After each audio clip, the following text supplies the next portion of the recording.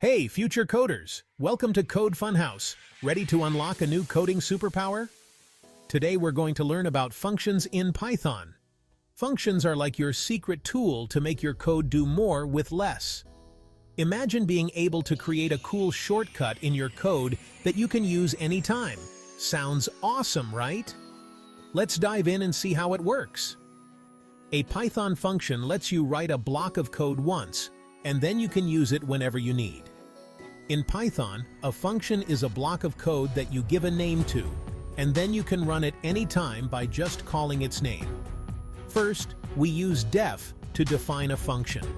It's like saying, "Hey Python, I want to create a function called say hello." To use the function, we just call it by writing its name, say hello. Write this code on your Code Funhouse IDE. Def say underscore hello, open and close bracket, then colon. Head over to the next line and type print open bracket, hello, welcome to Code Funhouse, close bracket. Now head over to the next line and type say underscore hello, open and close brackets. Click run and see the power of your function. Try creating your own function to say something different. You can create as many functions as you like to do whatever you want, and call them as many times as you want. Thanks for learning with us today on Code Funhouse. Don't forget to like and subscribe for more coding tips.